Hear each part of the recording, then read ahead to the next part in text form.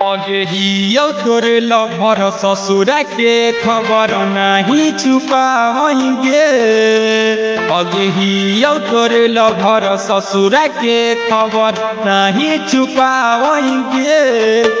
लागो मनो न तोरा पहुना अखिया तोर बताबोगे।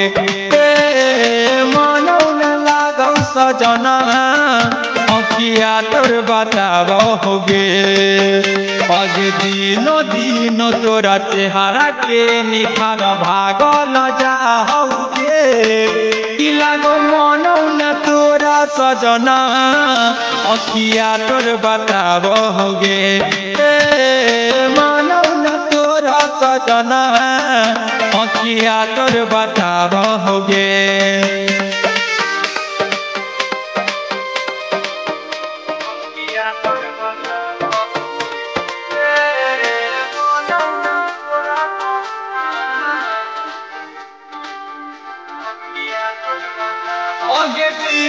दिनों के छौरी दहिया जाओ कर सुख लागो तोरा पहुना रहोगे तोरा से रूसल।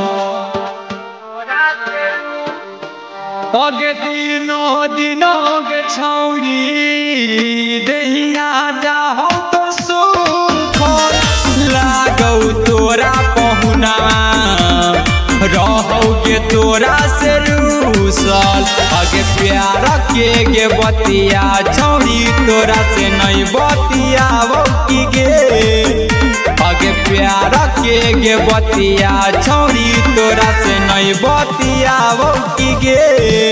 कि लागो मनो न तोरा सजना अखिया तोर बताबोगे। मनो न तोरा सजना अखिया तोर बताबोगे।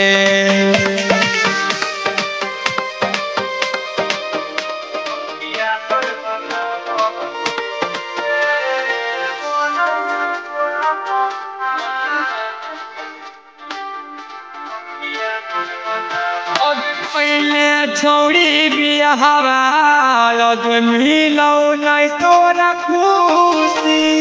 हरदम रहोगे छौरी दिलावा तोरा के दुखी।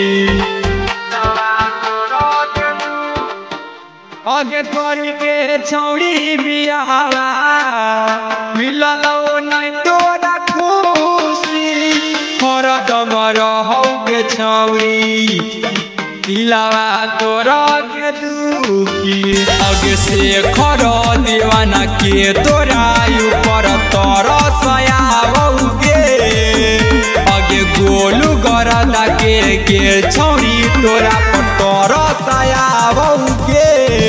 कि लागो मनो न तोरा के भतरा अखिया तोर बताबोगे। मानो न तोरा सजना अखिया तोर बताबोगे।